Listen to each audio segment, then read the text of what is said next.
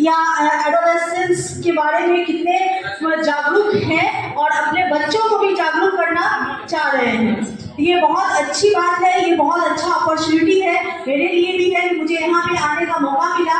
और मैं अपना इंट्रोडक्शन इसलिए नहीं दी कि परमा जी आपको मेरा इंट्रोडक्शन दे चुकी थी। मैं बाय प्रोफेशन डाइटिशियन हूँ। मेरा नाम है डाइटिशियन बुशरा नज़ीर, आहार एवं पोषण विशेषज्ञ। लाल डाइट क्लिनिक के नाम से हमारा क्लिनिक है और मैं बेगूसराय की ही हूँ। तो आप लोगों का बहुत बहुत धन्यवाद। और मैं कुछ कैरियर ऑब्जेक्टिव्स के बारे में कुछ आपसे शेयर करना चाहूँगी कि कैरियर है क्या, कैरियर को हमको किस तरह से देखना है, कैसे इस चीज़ को समझना है और अपने आसपास अपने स्कूल के बच्चे और आपके जो भी लोग कोचिंग ट्यूशन कहीं भी उनको सही गाइडलाइन देना है। इसलिए कि जब से हम दुनिया में आते हैं, पैदा होते हैं, उसके बाद से हमारा कुछ ना कुछ चैलेंजेस, एक कैरियर का डिस्कशन घर में शुरू हो जाता है कि अपने बच्चे को डॉक्टर बनाना है, किसी को इंजीनियर बनाना है, किसी को टीचर बनाना है। तो सबका कुछ ना कुछ एक मोटो रहता है कि बच्चे को किस तरह से हमको क्या अपने बच्चे को बनाए कि उसका फ्यूचर वो सिक्योर हो। मैक्सिमम हर घर की फैमिली में, सब अपनी फैमिली में बस 2-3 ही चीज सोचते हैं, या तो डॉक्टर बनाएंगे या तो इंजीनियर बनाएंगे और लास्ट ऑप्शन जो है वो टीचर बनाएंगे। लेकिन कैरियर जो है वो बहुत वास्ट है, बहुत कुछ है, बहुत सारा प्रोफेशन है। और मेडिकल का मतलब सिर्फ डॉक्टर ही बनना नहीं है कि सिर्फ MBBS करा ले तो ही हम डॉक्टर हैं, तो सिर्फ MBBS करना है। उसके मेडिकल से रिलेटेड बहुत सारे ऐसे जॉब ओरिएंटेड कोर्सेज हैं कि जिनको करके हम बहुत अच्छा नाम कमा सकते हैं, अपने फ्यूचर को सिक्योर कर सकते हैं और अच्छी अर्निंग कर सकते हैं। उसके बारे में सिर्फ हमें अवेयर होने की जरूरत है कि हम जब तक हम खुद अवेयर नहीं होंगे तो अपने बच्चों को भी अवेयर नहीं कर पाएंगे। तो मेडिकल से रिलेटेड बहुत सारे कोर्सेज हैं जिसके बारे में अपने बच्चों को अपने स्कूल में जो भी आपके स्टूडेंट हैं उनको एक सही मार्क दे सकते हैं। और इंजीनियरिंग का ऐसा नहीं है कि सिर्फ बीटेक करना है।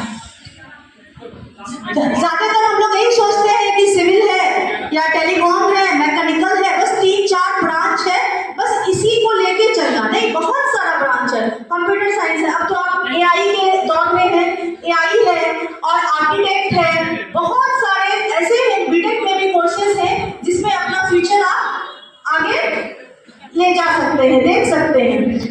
और उसके बाद बहुत जैसे फैशन डिजाइनिंग है, फैशन डिजाइनिंग में भी बहुत सारे कोर्सेज हैं कि जो उसको करके आप आगे बढ़ सकते हैं।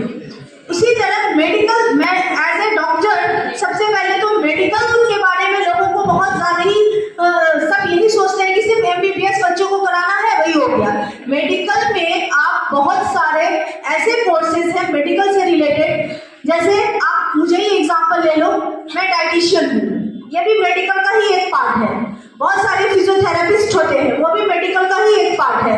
आप ब्लड टेस्ट करवाने जाते हैं, कहाँ जाते हैं, कोई बता सकता है मुझे? किसके पास जाते हैं? पैथोलॉजिस्ट के पास जाते हैं, वो भी एक मेडिकल का ही पार्ट है। हम है ना एक्सरे, MRI, CT स्कैन कराने जाते हैं, कहाँ जाते हैं? रेडियोलॉजिस्ट के पास जाते हैं, वो भी मेडिकल का ही एक पार्ट है। उसमें भी आप डिप्लोमा है, बैचलर है, मास्टर्स है, वो करके भी आप इस फील्ड में भी बहुत अच्छा कर सकते हैं। MBBS बनना या MBBS करना ही हमारा मकसद नहीं होना चाहिए, उससे रिलेटेड बहुत सारे कोर्सेज हैं। आप BMS कर सकते हैं, BOMS कर सकते हैं और वो भी एक BHMS कर सकते हैं, वो भी एक डॉक्टर है और उसका भी फ्यूचर बहुत वास्ट है। अब तो आप MBBS और BMS सब इक्विवेलेंट हो गया, तो उसका भी सेम वैल्यू है जो एक MBBS का है।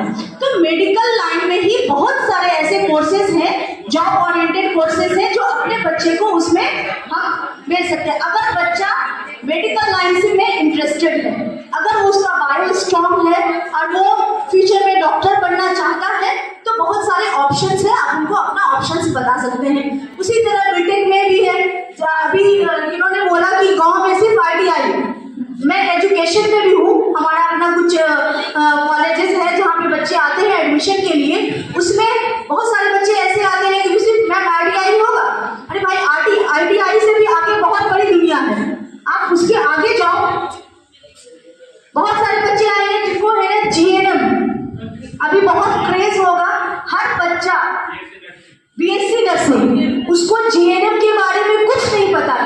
बच्चे को बीएससी नर्सिंग का स्पेलिंग पूछिए तो वो आपको नहीं बताएगा, लेकिन वो फ्रेंड सर्कल में या एक दूसरे से सुन के हमको बीएससी नर्सिंग करना है और उसकी कैपेबिलिटी बीएससी नर्सिंग की नहीं है, लेकिन वो बीएससी नर्सिंग करेंगे या तो जीएनएम करेंगे या बहुत कुछ हम नहीं कुछ कर पा रहे हैं। तो बहुत सारे ऐसे भी बच्चे नहीं, बहुत सारी लेडी ऐसी आती है हमारे पास जो मैम कुछ तो नहीं एएनएम कर रही है। तो इस तरह का नहीं होना चाहिए। हमको अपने बच्चों को गाइडलाइन, सही गाइडलाइन करना है कि आप एक अपना मकसद, अपना मोटो बनाओ कि हमको करना क्या है।